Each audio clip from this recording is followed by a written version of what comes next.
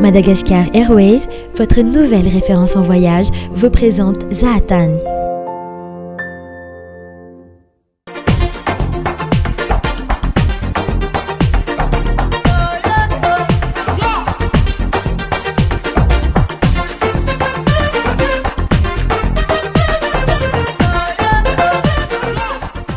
Fandarana Zahatany indray no mitsidika ny tokantranontsika. Miarahaba tompoko ary dia saika ianao hanaraka amin'ny fandarana hatramin'ny farany. Izara roa fandarantsika androany ny tapany voalohany dia hitondrana fanazavana aminao mahakasika ilay fifaninanana concours photo vacances 2017 izay karakarain'ny National Tourism Development na ny NTD sy ilay site web vaovao MADA INVEST TOUR. Ny tapany faharoa kosa dia hoentina hitsangatsangana indray isika. Tsy ho aiza nefa isika fa eto Antaninarenina ihany, etsy Antaninarenina.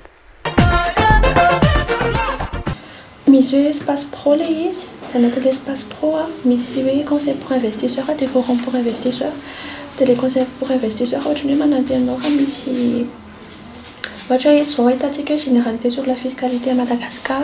Mitombo iray indray ny sehatra ahafahana mampiroborobo ny tontolon'ny fizahantany eto Madagascar amin'ny alalan'ny fanokafany NTD-SA na National Tourism Development ny site web www.madainvesttour.com.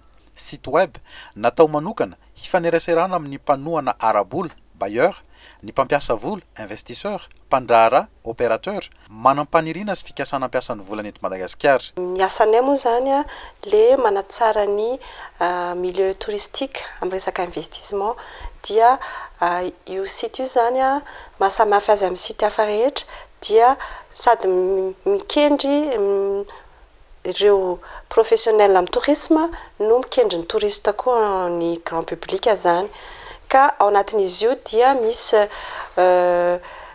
anglais zany tena ho an'ny opérateurs touristiques izay misy fanazavana momba ny ahoana fanaovana investissement eto Madagascar ary koa ny misy forum ahafahan'ny samy investisseur amin'ny resaka zay zany mahasamy hafa ny an'izy ito amin'ny site hafa. Ny site hafa nitovizany moa zany dia misy annuaire zany ahafahan'ireo opérateurs touristiques rehetrarehetra ny mareo restaurateur, ny hôtelier, transporteur sy ireo prestataire rehetrarehetra manodidina ny tourisme manao annonce koa ao amin'ny site io. Fizahantany ranoray no ifaneraserana ao amin'ny MADA INVEST TOUR. Ny tombony ho an'ny mpandraharaha dia no ireo vaovao farany foana na information récente ifampizarana ao. Tsika zao mahita hoe misy site maromaro manao annonce ohatra hoe manofa trano, mivarotra tomobile ohatra zany fa ity zany tianay hoe ho spécialisé na resaka tourisme fotsiny zany le site zany hoe annonce ohatra hoe hivarotra fonds de commerce na restaurant ny olona anankiray na hoe hivarotra fonds de commerce na hôtely dia ao izy afaka manao an'le le annonce satria tonga dia ao resaka tourisme fotony na ohatra hoe misy varotra koa hoe mpanao location na voiture dia tsy anao tsony izy fa tiany ho alefa le société dia afaka atao zay zany mahasamy hafa azy satria zaratrehetra misy any amin'ny rehetrarehetra ny vidy varotra any amin'ny gazety ohatra zany fa reny tsy miavaka zany fa miaraka fa mitamba be fa ty zany zay mba tianao hoe resaka tourisme fotsiny zay zany no mampiavaka kely anty site web anay ity. Ireto ary misy toromarika vitsivitsy hoentin'ny nantenaina amintsika hanampy amin'ny fampiasana ny site web www.madainvesttour.com. Rehefa miditra amin'ny espace touriste dia misy hoe onglet vitrine virtuelle de Madagascar. Dia ao anatin'le vitrine virtuelle de Madagascar ahitana ny description Madagascar miaraka amin'le province ao anatiny. Dia par province indray misy information générale sur le province, nature environnement typique les provinces, dia ny plat typique les provinces, dia ny zavatra afaka atao any, ny sport et loisirs, dia misy koa ny événement les provinces, dia farany misy listana service de santé, listana hôpital, dia listana pharmacie. Ao amin'le espace pro ahitana onglet anankiroa, ny anankiray hoe conseil de l'investisseur, dia ny anankiray forum des investisseurs.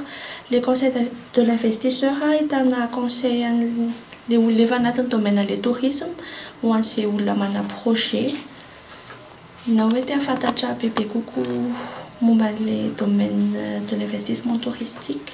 zany hoe le izy ataoko koa zany tsy hoe grand public fa plutôt professionnel de zay aloha zany voalohany mampifandray azy amin'ny NTD zay plutôt zay en back office zay hoe zay manampy ny ONTM anana fond de commerce tsaratsara koa zany zay ny asan'ny NTD ka aminay zany de ao anatin'izay ny fanaovana ny site io satria amin'izay raha misy olona tiaka aty Madagascar ohatra hoe ahoana ny fanaovana hôtely ihany ohatra inona ny démarche tokony atao de zay zany efa miara-miasa amin'ny DBM zao hoe izy tsy voatery afantatra ny fisiny DBM de tonga aminay izy de mahita hoe ahoana fanaovana ny fampanaovana ny hôtely de misy lien ataonay de tafiditra amin'ny DBM izy de zay le fiara-miasa amin'ny DBM ohatra resaka fiscalité ahoana ny fanaovana ahoana ny impôt aty Madagascar de mbola miara-miasa misy cabinet asa aminay koa manao an'izay ao amin'ilay sitinay de miditra amin'izay izy de amenay lien foana zany afahana manao téléchargement na données mikasikana hoe ahoana ny fanaovana affaire eto Madagascar fiansitena ny olona zany hoe tongava aty fa mety afaka anaovana activité touristique tsara aty Madagascar de zao ny zavatra ataonareo zany de zay le anapinay an'ilay olona ary hatreto le izy aloha mbola gratuit fa mbola tsisy vola aloha zao moa hitanareo le tsika mila manakatra 1 million de touristes maromony tadiavina zany de ampiasaina daholo zay lalam-barotra mety azahoana an'izay de ao anatin'izay zany fanaovana communication fanadihadiana sy fikarohana maro no nataon'ny NTD esa mialoha tamin'ny firosona ny fanokafany ity site ity ary misy commercial na mpiandraikitra rahabarotra manokana ihany koa misahana ny fampahafantarana azy sy mizara ny tombony rehetra ho an'ny mpandrahara tiliana na ciblena manokana ifanerasera amin'ny www.madainvesttour.com indrindra rehefa tapa-kevitra hiditra amin'ny fampiasam-bola amin'ny tontolon'ny fizahan-tany eto Madagascar.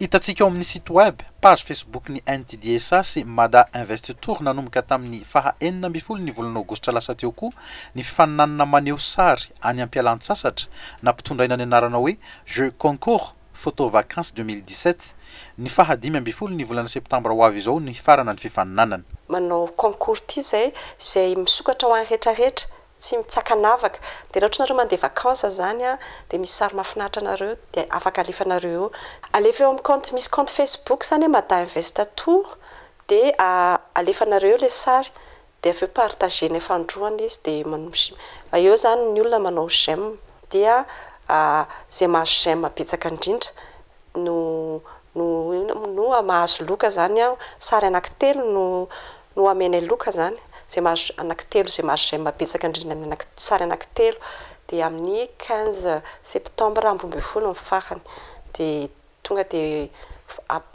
manirinandro après de efa tokony ho fantatra satria le temps manao le taratasy rehetrarehetra zay.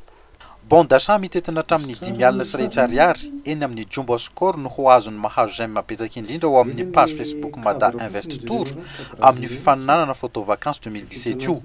Iray ariary ny faharoa 5,000 ariary ny fahatelo ny NTDSA no hanomeny loka.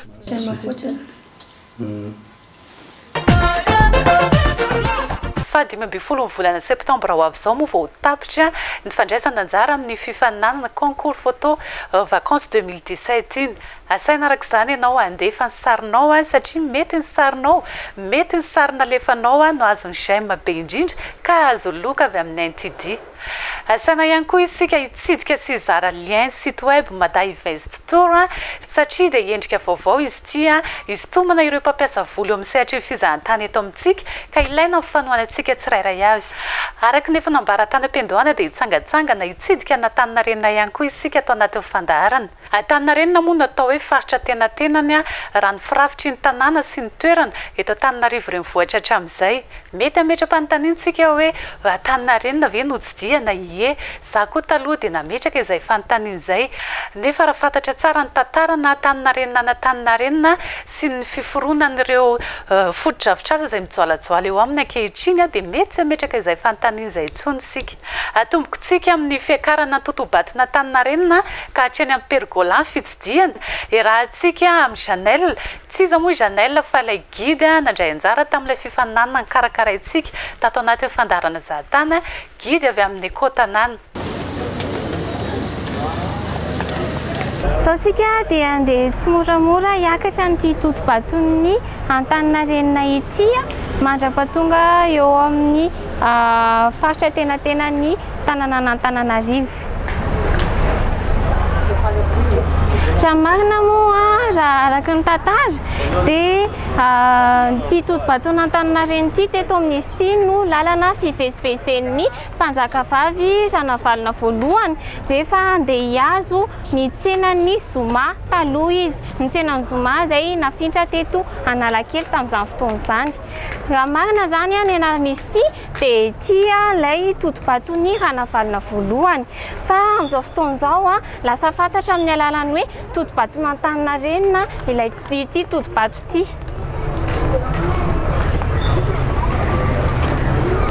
Ity totohatra ity moa miisa eo amin'ny 770 amin'ny 100 eo ny tohatra tsirairay amin'io mandrapatonga any ambony any.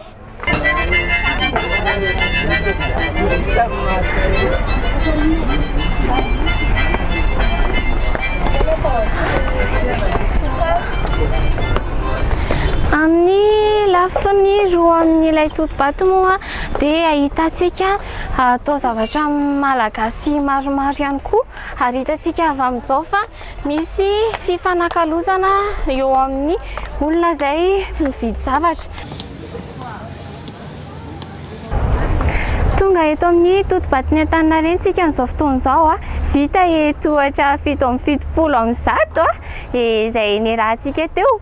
Fa etsy ampita ihany koa hitantsika eto ny toto-bato anankiray kambana amin'izy ity.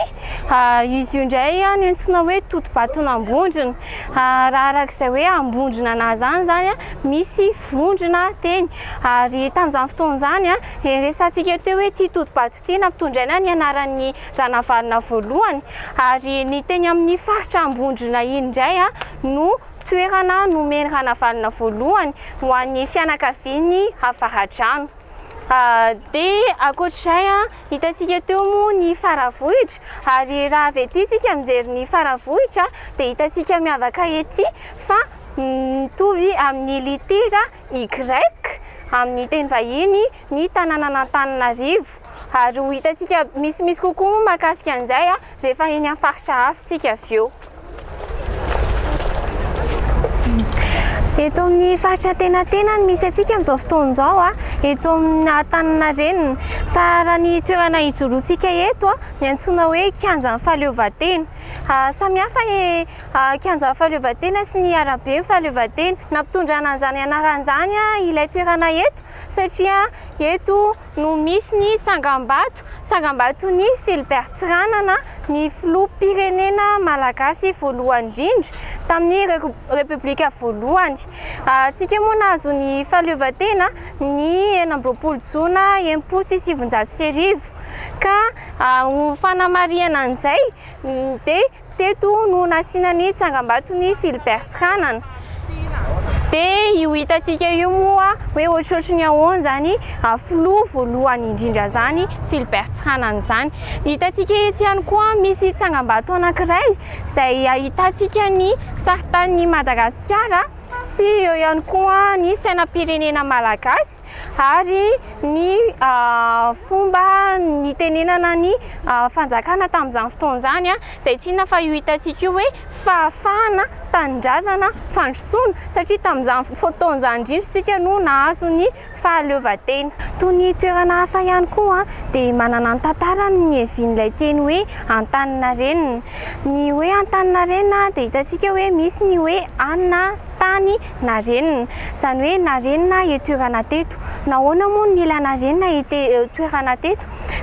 Tsara ho marihana fa tany voalohany dia tany amin'ny faritra ny tanànan'Antananarivo dia rakotra eny sy honahoana, izany hoe tsy azo mipetrahana.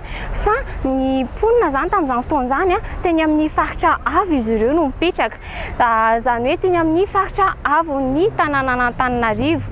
Ka noho ny efa nanomboka ny betsaka ny mponina dia tsy maintsy nidina tsikelikely, nidina teto amin'ny faritra tena ny alohan'ny olona tamin'izany fotoana izany. Ka rehefa narenina etany teto dia lasa nafahana nanamboarana ny trano lehibe maromaro toy ny hitasika eto amin'ny ankavia eto. Ary ankoatra ihany koa ny tena antony nanarenana an'ilay tany dia satria teto no resahany radama voalohany hoe amindrana ny tsena tamin'izany fotoana izany. Raha marina moa ny tsena voalohany nisy dia tany Andohalo, izany hoe any amin'ny faritra avon'ny tanàna Antananarivo any. Ary reveo nafindra tany Sonerana io tsena io, izy io moa dia ny tsenan'ny Zoma. Tsenan'ny Zoma izany hoe isaky ny Zoma no nisy an'io tsena lehibe anankiray io. Ka avy any Sorano ilay tsena io dia no nieritreritra ny mpanjaka radama voalohany hoe anamboatra lapa teny dia niera tamin'ny vahoaka izy hoe allo afindra toerana ilay tsena dia izay raha teo moa nahatonga ny hoe soa nierana, soa niera tamin'ny vahoaka ilay mpanjaka talohana napahany hevitra dia lasa nafindra teto Antaninarenina teto io tsena lehibe an'ny Zoma io. Avy eo nafindra teo ambany, tato ambany tato, izany hoe teo amin'ny faritra misy ny Analakely iny ilay tsenan'ny Zoma nanomboka tamin'ny taona 1890. Vao avy nandalovantsika teo moa ny ONE na ny Office National pour l'Environnement, izany hoe miresaka momba ny tontolo iainana. Tao moa taloha no nisy ny radoam-pirenena malagasy voalohany indrindra talohan'izy teny Ampefilo.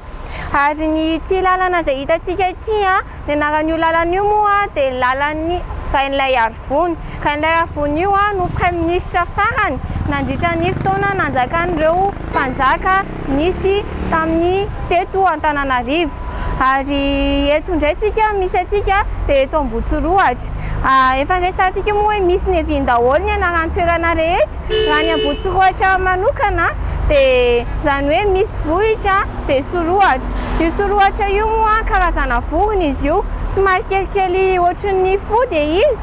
Ary io Soroatra io raha ny marina ilay vorona mitovitovy, karazana vorona mitovitovy amin'ilay antsointsika hoe alouette amin'ny teny vahiny.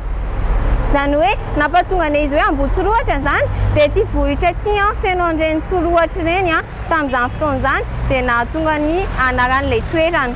Eto Ambotsoroatra eto no ahitantsika ny lapa anankiray izay tena zava-dehibe eo amin'ny eto amin'ny tanàna Antananarivo. Satria eto amin'io lapa izay hitantsika ato aorianantsika ato io ny antsoina hoe lapan'ny Ambotsoroatra. Tao amin'io lapan'ny Ambotsoroatra io no ny tonga teto voalohany ny frantsay izay antsoina hoe le Mire de Villers dia nitady toerana izy hanaovana ny lapany mba hoe hipetrahany teto Madagascar. Dia nitady toerana izy ary ity faritra rehetra ity moa tamin'izany fotoana izany ny Grande Ile dia nitady toerana rehefa nitady toerana io vahiny anankiray io dia nieritreritra izy hoe eny Ambohijanahary mety ve ny hanaovany tranony dia tsy mety ozy izy raha ny resahan'ny Premier ministre tamin'izany fotoana izany. Raha niteny indray izy hoe teny Antanimena mbola tsy mety ihany koa dia farany nilazain'io Premier ministre io hoe eto Ambotsoroatra misy toerana omeny ho an'io vahiny anankiray frantsay io ahafahany manamboatra ny lapany. Ary vita moa io lapa io nandritra ny roa taona nanaovana anazy 720 ka hatramin'ny 2020. Izany hoe nandritra ny roa taona izany no nanaovana an'izy io. Ary ny mpahay tao-trano antsoina hoe Julie, lehilahy moa izany Julie no nanamboatra an'izy io. Ary raha jerentsika ny endriky tao-trano dia hita hoe efa endrika taloha. Raha ny filazanan'izy amin'ny teny vahiny moa dia tamin'ny fotoanan'ny Renaissance tamin'izany fotoana izany.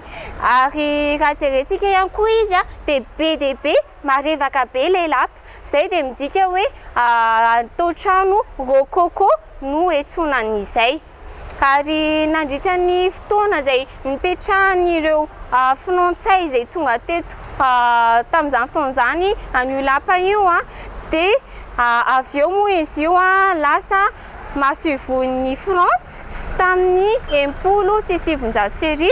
Taty aoriana dia naverina tamin'ny fanjakana malagasy izy tamin'ny 570 sy 700 ary ankehitriny kosa izy io dia toerana fandraisam-bahiny ny filoham-pirenena amin'izao fotoan'izao izay tsy iza fa i Andriamatoa Hery Rajaonarimampianina.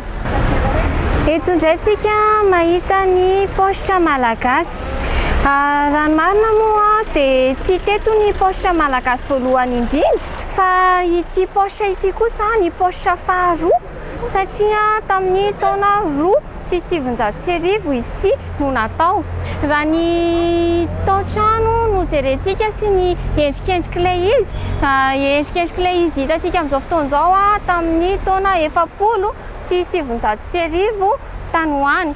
Ary eto ihany koa ny toerana ahitantsika ny pharmacie métropole moa amin'ny fiteny vahiny, izany hoe toerana fivarotam-panafody. Raha marina dia io ny toeram-pivarotam-panafody voalohany indrindra teto Antananarivo, izany hoe teto Madagascar mihitsiny. Tamin'ny voalohany izy io tety ampita no nisy anazy fa nafindra teny ampita teny izy ary notokanana izy tamin'izany fotoan'izany efa tamin'ny 20 hatramin'izao dia anisan'ny toeram-pivarotam-panafody anisan'ny tsara indrindra izy voatazona hatramin'izao ny maha toeram-pivarotana fanafody anazy izay ahafahan'ny olona rehetra makao. Izao sika dia no lalasika amin'ny fandehanana amin'ny lalan'ny mpivarotra firavaka. Izay moa ny anaran'izy io. Ny anaran'izy io amin'ny teny frantsay dia hoe rue des bijoutiers, izany hoe amin'io lalana io no ahitantsika mpivarotra firavaka maromaro. Ary mariako eto moa fa ny ankamaroan'ny tompon'izy io dia karana no tompony izy, izany hoe indo-pakistanais no itenenasika anazy. Ary amin'io lalan'ny mpivarotra firavaka io raha marina dia izy io ihany koa no lalan'ny Ratsimilao. Ratsimilao io dia mpanjaka be tsy misaraka.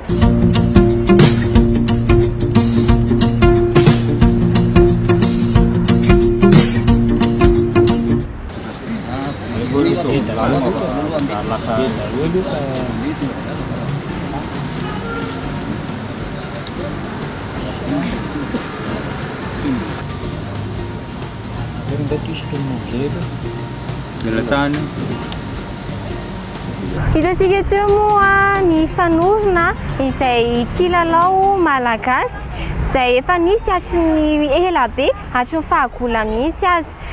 Tiako marihana fa raha ny hita dia efa hatramin'ny taonjato faha-440 no efa nanomboka nisy io fanorona io hatramin'izao. Ary hitantsika teo fa anisan'ny kilalao tsaina tena tian'ny malagasy izy io ary nisy toerana manokana mihitsy ilalaovana an'io fanorona io toy ny eo amin'ny pergola. Pergola moa ny anarany toerana izay ilalaovan'ireo olo ireo fanorona. Ka io fanorona io dia na tamin'izany fotoan'izany azy dia kilalao, anisan'ny kilalao nataon'ireo mpanjaka fahiny. Tsy vitany hoe kilalao izy io fa anisan'ny fomba tetikady ihany koa ampiasaina hiadiana amin'ny fahavalo. Raha ohatra ka misy fahavalo ohatra mety hoe hanafika ny fanjakana dia amin'ny alalan'ny fanorona no ahafahan'ny mpanjaka mahalala hoe aiza ny toerana le mba hialana amin'ilay fahavalo. Tetikady nampiasaina zany izy io. Ary mariako ihany koa fa raha ohatra hoe misy andrina, matetika moa andrina lahy no mpilalao an'io fanorona io, raha ohatra ka misy mpanjaka na andrina lahy resy tamin'ny fanorona dia toy ny hoe tsy mendrika ny anjaka ntsony io andrina io satria araka ny nilazaisika teo hoe tetikady izy io ampiasaina ahafahana mahalala ny fanjakana hiadiana amin'ny fahavalo.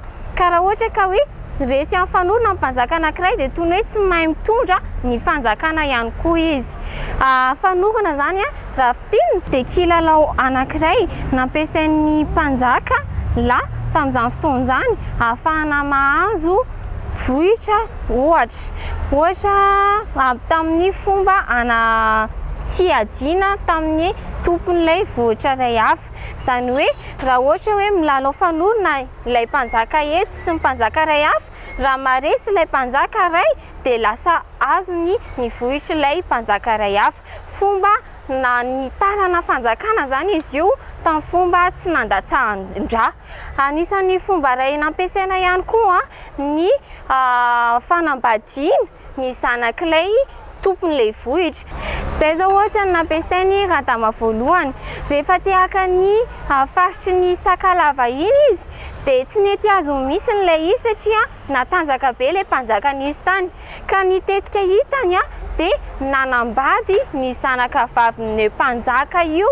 izy mba ahafahana ahazo an'ilay toerana tany dia io mpanjaka vavy io ny anarany dia Rasalimo zany hoe lasa nanambady an'i Rasalimo zany radama voalohany dia lasa niavana ny merina sy ny sakalava tamin'izany fotoana zany dia rehefa lasa niavana izy ireo niteraka moa i radama voalohany sy Rasalimo niteraka ny Rabobala izy ary tsy hitantsika eto ity ny tsangam-bato fahaserovana ny Rabobala ny anaran'ny tsangam-bato moa dia hoe orom-bato ny fihavanana satria hitantsika teo fa rehefa nanambady an'i Rasalimo radama voalohany dia lasa niavana ny merina sy ny sakalava ka ito hitantsika eto ity ny pôzipôzin'ny Rabobala zay hitantsika teo hoe zanaky radama voalohany sy Rasalimo manodidina eto ihany koa mahita ny reto azon'andriny reto tsika anisan'izany ity anankiray ity izay antsoina hoe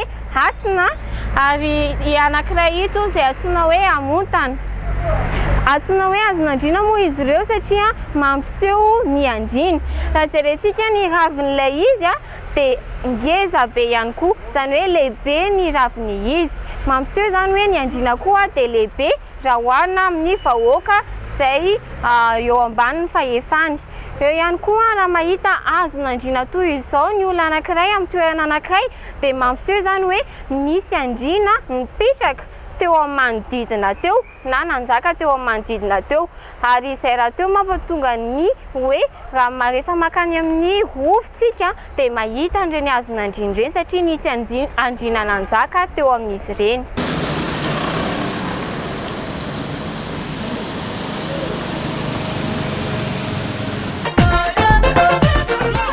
Dimy amby folo minitra teo eo moa nanovantsika ny fitsidianana Antaninarenina raha toizana miakatra iny lalana iny dia mandalo any Ambatonakanga isika raha midina kosa dia tafavoaka any Ambojatova amin'ny manaraka dia ireo tsara ho fantatra mahakasika ny tanàna hafa indray no entinay aminareo.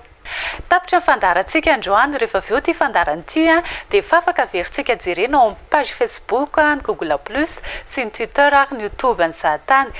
Ny famerenana kosa ho antsika izay mpanaraka ny televiziona malagasy dia ny alakamisy maraina amin'ny 6h. Isaora nareo mpiara-miasa amin'ny fandarana Zahatany dia eo ny kompania mpitaterana nabakabaka Madagascar heureuse izay mpanohana amin'ny fandarana, Yannick Beauté mpanao ny tarehy sy ny taovolo, Majesty etsy Ambatonakanga, boutique amin'ny varotra prêt-à-porter moa izy io ary tsy adino ny NTDS na ny National Tourism Development. Dia mametraka ny veloma mandrapitafa aminao amin'ny heriny an'ito izao indray tompoko lasy tompoko vavy. Velo!